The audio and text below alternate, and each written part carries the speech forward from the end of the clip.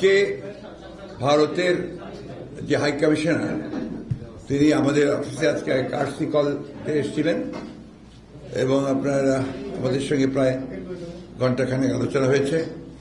ভারত বাংলাদেশের মধ্যে যে আপনার সম্পর্ক, সেই সম্পর্ককে আরো কিভাবে গভীর করা যায়, দৃঢ় করা যায়, সেই বিষয়ে আলোচনা হয়েছে।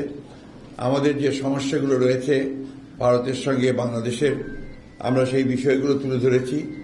আমরা আমাদের পানি সমস্যার কথা বলেছি এবং সেগুলো দ্রুত সমাধান হওয়া দরকার, সেই কথাগুলো বলেছি।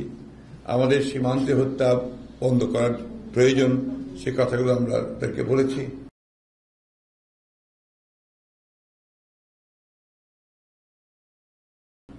সেই সঙ্গে আমাদের যে আপনার সিকিউরিটির যে বিষয়টা আছে বোথ দ্য কান্ট্রিজ, সেটা নিয়ে আমরা কথা বলেছি। তারা বলেছেন যে তারা এই বিষয়গুলো অত্যন্ত সজাগ এবং তারা চেষ্টা করছেন দ্রুততার সঙ্গে সেই সমস্যাগুলো কিভাবে সমাধান করা যায়।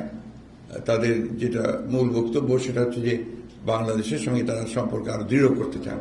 বিশেষ করে পরিবর্তনের পরে নতুন যে অন্তর্বর্তীকালীন সরকার আছে তাদের সঙ্গে তারা ইতিমধ্যেই যোগাযোগ করেছেন, কথা বলছেন।